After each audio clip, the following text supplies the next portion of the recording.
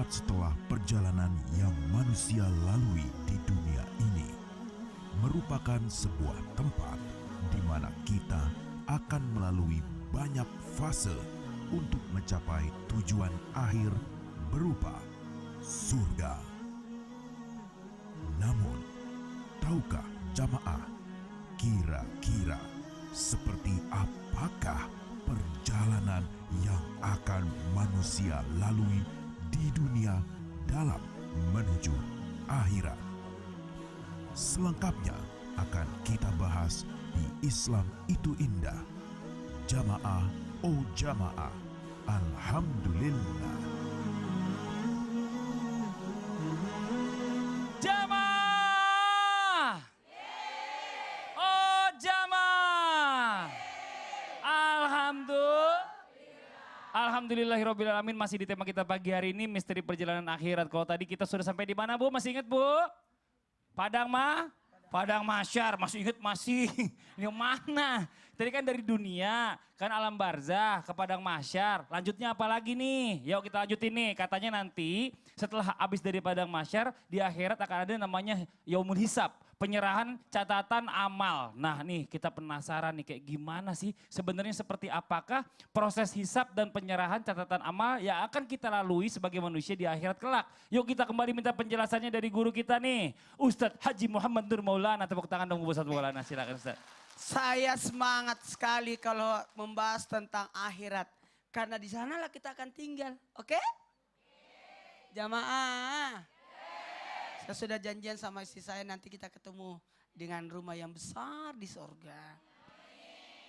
Jamaah. Setelah mati, kuburan, kebangkitan, pada masar pembagian catatan amal. Yaumul Hisab, ditimbang lagi, mau tahu. Pembagian proses hisab ini, penyerahan catatan amal. Berkaitan dengan catatan amal, Sayyidatina Aisyah Ummul Mukminin menerangkan bahwa pembagian catatan amal menjadi 3.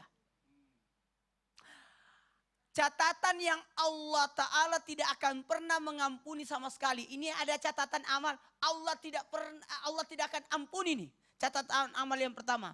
Apa itu? Catatan amal karena dosa mempersekutukan Allah. Ini tidak akan dimaafkan. Tidak diampuni. Kemudian catatan amal yang kedua, Allah tidak mempedulikan sama sekali. Kenapa bisa? Karena hal ini terjadi pada dosa yang dilakukan seorang muslim atas perbuatan zalim terhadap Allah. Contoh, tidak sholat. Contoh, tidak puasa. Contoh, berbohong. Dan yang berkaitan dengan Allah, Allah tidak terlalu peduli. Artinya apa? Bisa jadi Allah ampuni. Terlalu Allah ampuni. Tapi yang ketiga, ada catatan yang tidak akan pernah Allah tinggalkan. Artinya ditinggalkan oleh Allah, tidak akan. Kenapa? Karena ini, catatan ini jatuh pada dosa muslim terhadap muslim lainnya. Terhadap kezaliman. Anda berdosa kepada hambaku. Kalau begitu selesaikan dulu. Baru minta ampun sama saya. Contoh, ambil tanah orang. Nggak bayar utang, ambil cicilan baju, nggak bayar, meninggal, selesaiin dulu itu. Kalau berarti di akhirat kita bayar pakai uang? Enggak, pakai amal ibadah. Hajinya diambil, puasanya diambil. Ini proses hisab ini, perhitungan ini. Ayam sama ayam, kambing sama kambing, bertanduk dulu. Beradu dulu, karena dulu. Sekarang, bagaimana penyerahan catatan amal? Di proses hisab dulu. Setelah itu penyerahan catatan amal. Maka Allah berikan catatan amal itu dalam 2 bentuk. Ada yang dia berikan kitab catatan amalnya dari sebelah kanan. Artinya yang mulia. Maka akan diberikan pemeriksaan dengan pemeriksaan yang mudah. Dan dia akan kembali kepada Allah, kepada teman-temannya, kepada semuanya dengan gembira. Pernah lihat ada anak terima rapor? Pernah? Rapornya bagus. Pasti perlihatkan. Nih, coba. Kan digituin kan? Saking senangnya. Kenapa catatan catatannya bagus. Karena diberikan dari catatan dari sebelah kanan. Tapi ada yang diberikan dengan cara apa? Belakang. Di kiri. Tuh kasihan itu. Ibu pernah mendapatkan bingkisan? Pernah. Tapi kalau bentuk kado, bentuk bingkisan yang dirapi-rapiin, diatur dengan baik. Diatur dengan baik. Enggak jadi ah. Enggak jadi. Udah bilang makasih lagi. Belum Tarik lagi deh. dirapiin dulu. Ah, siapa itu? Ada orang dikasih gini. Nih. Salatnya enggak beres. Ibadahnya enggak bagus. Siapa itu? Maka diberikan dari sebelah kiri. Maka dia berteriak, celakalah aku. Dan dia masuk di dalam api, dalam jalan sedih. Buku raportnya itu disembunyiin. Karena merah semua. Yang ada nangis. Ibu. Sebelum kita ke sana, sebelum nyesal, baikan dulu. Bayar utang dulu. Saya selalu diundang dari pihak sekolah menjelang mau ujian. Sebulan atau 2 bulan sebelum ujian, saya selalu diundang untuk memotivasi anak-anak sebelum terjadi nilainya buruk. Kasih semangat belajar, ayo no, jangan macam-macam, jangan main-main. Ustaz catatannya. Enak aja. Jangan enak dari sini. Ustaz catatannya. Jangan digituin. Iya. Sedih saya. Iya, Masya Allah. Tapi ini dia, Jadi maksudnya ada gambarannya seperti itu. Jangan dari belakang. Iya enggak, saya dari samping kanan saya udah pindah kan. Ya, Ustaz catatannya. Oh baik, saya sudah lihat. Oh ya bagus, silakan. Masya Allah. Ustaz makasih banyak atas penjelasannya. Tepuk tangan sama Ustaz Maulana. Mudah-mudahan bermanfaat buat semua. Alhamdulillah. Jamaah. Mau mana Bu? Mau dikasih catatan dari kanan apa dari belakang? Dari kanan. Kalau misalnya mau dikasih dari kanan yang punya utang, ayo bayar utang. Yang minjem tanah orang belum balikin sekarang. Ini Masya Allah luar biasa. Coba saya mau kasih kesempatan lagi sama jamaah yang ada di studio. Yang mau bertanya lagi boleh silakan angkat tangannya ayo. Yang mana? Yang ini dulu nih silakan Ibu izin. Assalamualaikum warahmatullahi wabarakatuh. Waalaikumsalam warahmatullahi Saya Ajeng wabarakatuh. Umaro dari Masjid Taklim Baitul Faizin Cibinong Bogor. Tepuk tangan dong Bu. Dari Palembang, dari Bogor. Ustadz, amal ibadah kita di akhirat nanti kan ditimbang oleh Allah Subhanahu wa taala Masya Allah. untuk menentukan kita masuk surga atau neraka. Mm-mm. Nah, untuk manusia itu masuk ke surga, apakah dari hasil timbangan itu atau karena dari Allah, ridho Allah Subhanahu wa taala? Mohon penjelasannya. Mohon penjelasannya. Ini Ibu nanya nih, ada timbangan ya. Timbangan ini yang menentukan apa mungkin dari Allah aja. Udah deh walaupun timbangannya jelek, ya udah masuk aja surga. Atau bagaimana nih Ustadz? Mohon izin Ustadz Kasif. Ya Ibu yang saya sayangi, pemirsa yang saya cintai. Sedihnya gimana? Saya sayang sebagai semuanya seorang muslim. umat. Ya Ustadznya aneh-aneh aja. Ya Nabi SAW mengatakan SAW, Allahumma salli ala Muhammad. Kalau ada nama Nabi Muhammad disebut, kalau pengen dapat syafaat, kita tergerak langsung mulut kita salawat. Nabi Muhammad. Orang yang banyak salawat, dosanya diampunin, utangnya dilunasin. Amin. Kenapa aminnya kenceng, utangnya banyak? Ya, Rasulullah SAW bersabda, Ibu, kekasih kita, kecintaan kita yang akan ngasih kita pertolongan nanti pada hari kiamat. Rasul bersabda, la yudkhila ahadakumul jannah bi'amalikum. Kalian semua tidak akan pernah masuk surga dengan amal kalian. Jadi jangan bangga ketika nanti kita dihadapkan kepada Allah karena sholat saya masuk surga. Bukan, ya. Tapi karena ridha Allah, walakinna bi rahmatillah. Akan tetapi kalian masuk surga karena kasih sayang Allah. Para sahabat nanya sama Nabi, wala anta ya Rasulullah, engkau kalau begitu ya Rasul kenapa engkau sholat tahajud sampai bengkak-bengkak, engkau puasa selalu berpuasa, engkau beribadah, kenapa? Kalau engkau tahu karena rahmat Allah lah orang masuk surga bukan karena amal. Apa kata Nabi? Walakinnallaha yataghammadani biar rahmah. Akan tetapi Allah sudah memberikan saya rahmat Allah. Nabi sudah tahu dia didapat rahmat Allah, kalau kita udah tahu belum? Nah, karena kita belum tahu kita ini dapat rahmat Allah, kita beramal. Kita beribadah untuk memancing rahmat Allah. Kita sholat, kita beramal. Masya Allah. Kita sedekah, memancing rahmat Allah dan dengan rahmat ini jadi kunci kita masuk surga. Amin. Masya Allah, amin. Amin ya rabbal Amin. alamin. Kalau bisa timbangan kebaikannya lebih banyak, biar lebih pede. Ini Masya Allah luar biasa Mana Ustaz ya. Ustaz Mungkin Maulana orang kan nambahin pede dong, nih Ustaz. jadinya kan. Iya, benar gak Ustaz Maulana? Benar ya? Karena mohon maaf, kalau berbicara tentang apa yang menyebabkan orang masuk surga, ridha Allah. Tapi untuk mendapat ridha Allah, mencuri perhatian Allah dengan amal ibadah. Gimana caranya bisa mendapatkan ridha Allah, amal rahmat dari Allah kalau memang tidak ada keridhaan Allah. Kalau tidak ada amal ibadah, bagaimana orang bisa mendapatkan keampunan kalau dia tidak berusaha untuk mengetahui. Karena mohon maaf, untuk mencuri perhatian. Sekali lagi, apa? Pesaing banyak, mencuri perhatian. perhatian. Iya. Kenapa anak menangis? Kenapa? Karena minta Karena dia perhatian. lapar minta perhatian. Benar. Sama kita, curi Belum bisa perhatian. ngomong, saat nangis karena belum bisa ngomong. Oh iya, iya juga ya. Iya juga. Tapi ini intinya semuanya mempengaruhi Ustadz ini Masya Allah ya, luar Pengaruhi. biasa ya. Karena mohon maaf kepada siapapun, mohon maaf. Jangan juga kita mengandalkan amal karena amal itu pun mohon maaf jangan kita sombong. Karena bisa jadi amal itu tidak sampai ke langit karena dosa. Karena Nauzubillah. tidak sempurna. Nauzubillah. Karena mungkin diungkit atau menyakiti hati orang. Kan bisa jadi. Kan ada yang namanya muflis dan sebagainya. Jadi mohon maaf.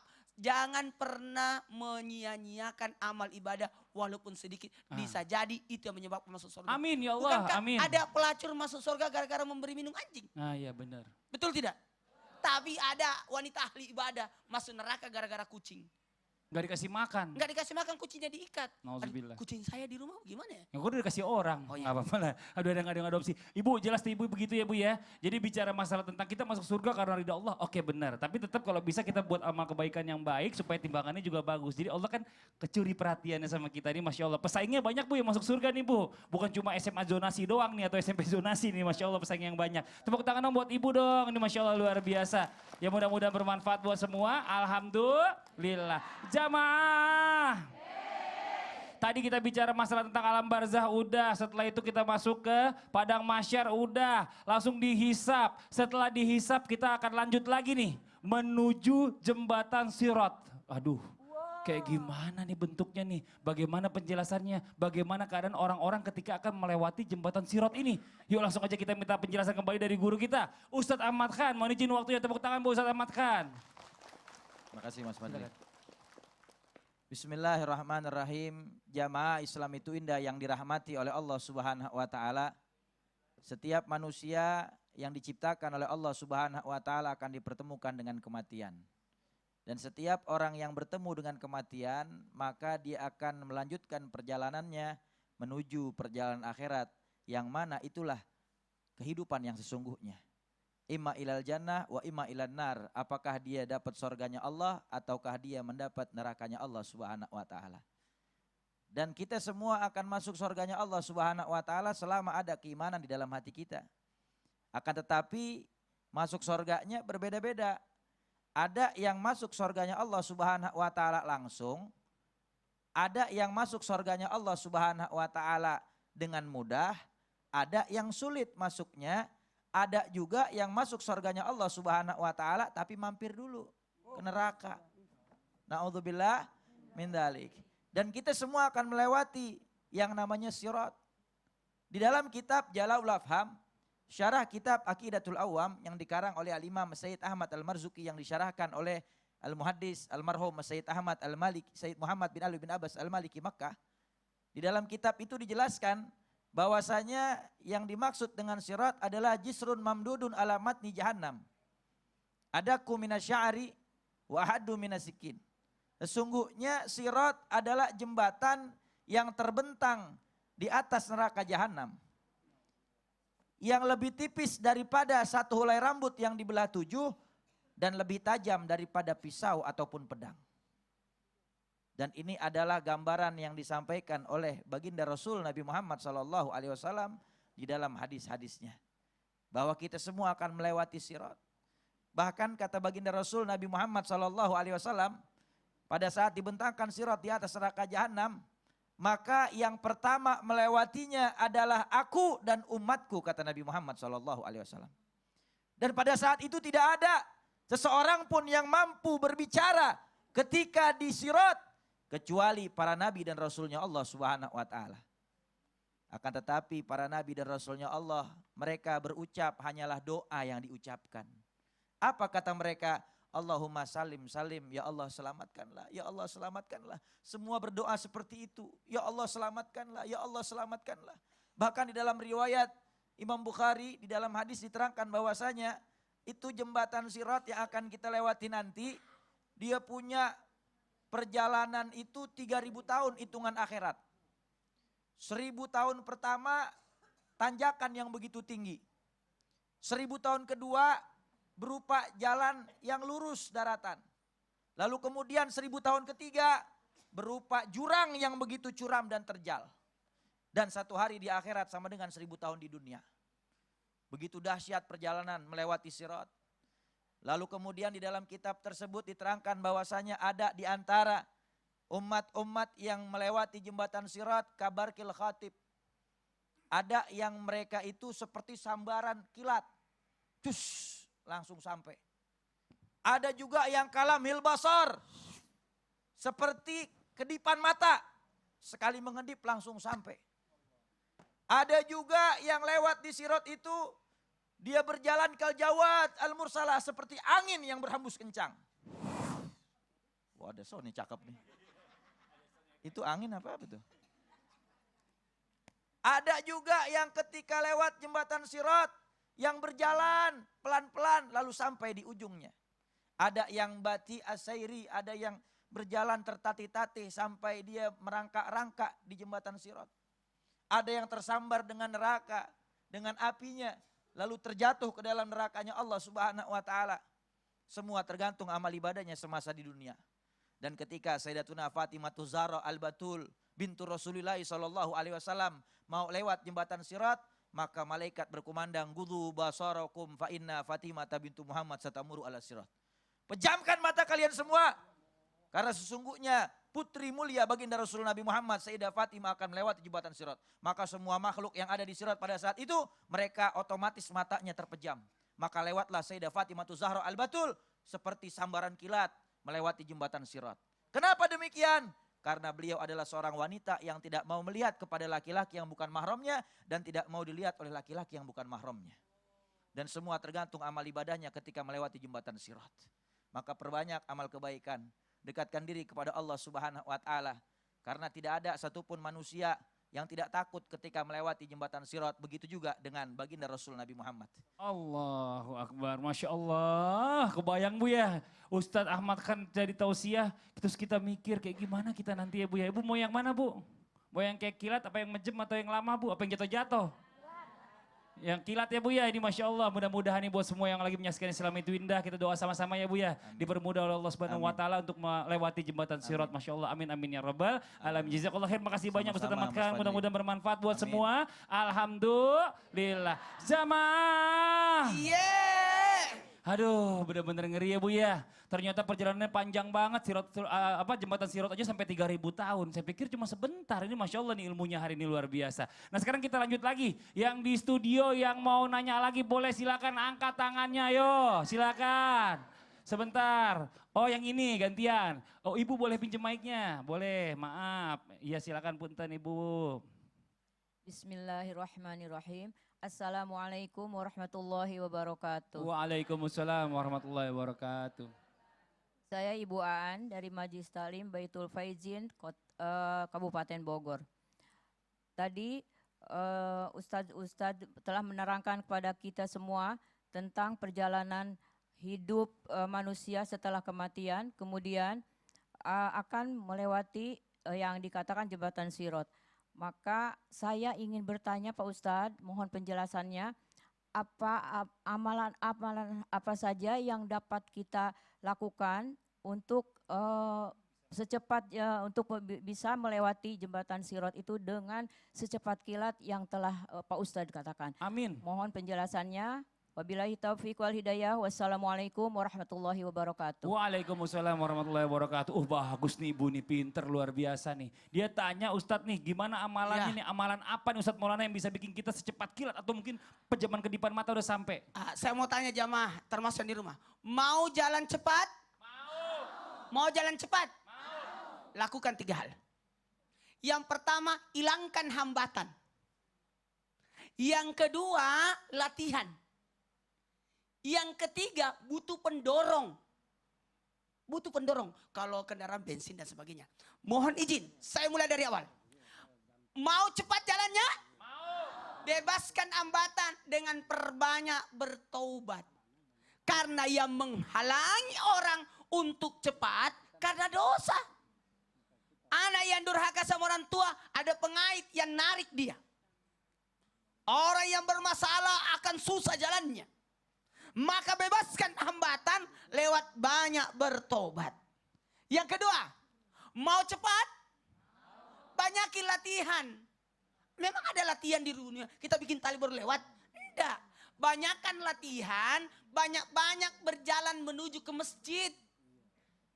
Tiap hari ke masjid. Itu latihan itu melewati titian siratal mustaqim. Bukan latihan mengambil tali baru lewat di atasnya. Tapi tidak. Setiap hari pergi salat 5 waktu. Berjalan menuju ke masjid. Perempuan juga. Ibu-ibu juga. Usahain ya Bu. Bu. Jamaah. Mau cepat jalannya? Latihan. Gimana latihannya Bu? Setiap hari ke masjid. Apalagi laki-laki. Laki-laki yang salat di rumah, laki-laki soleha. Kan harusnya soleh. Yang ketiga, pendorong. Apa pendorongnya? Mau didorong?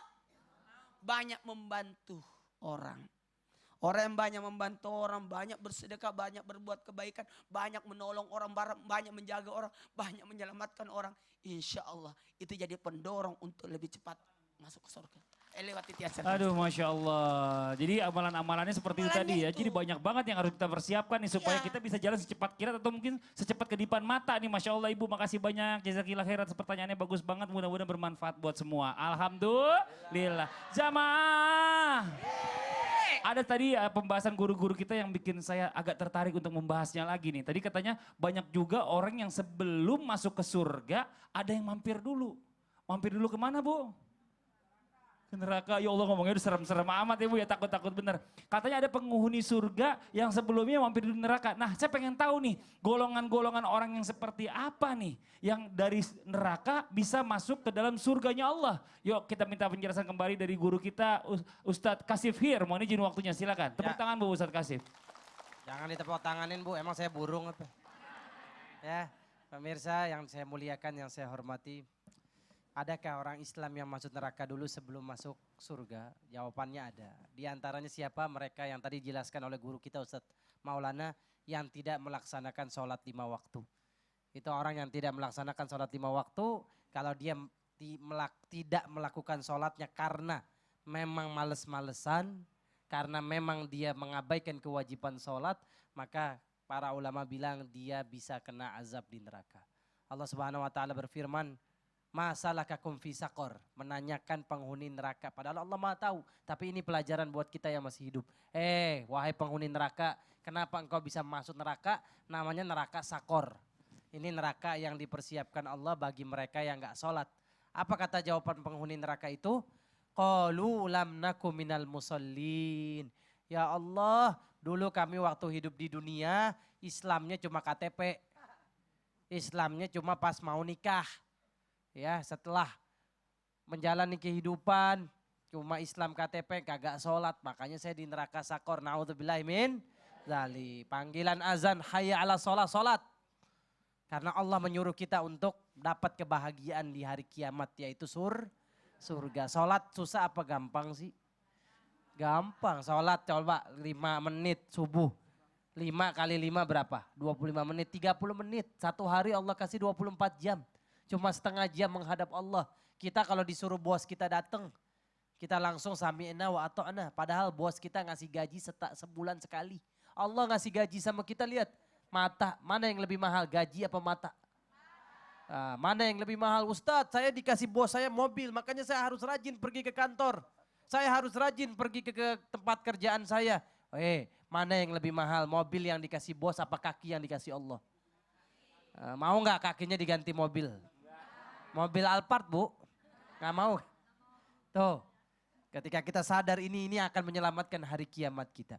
Dan Rasulullah SAW bisa ngasih syafaat penghuni neraka masuk surga. Karena yang punya syafaat hanya Rasulullah.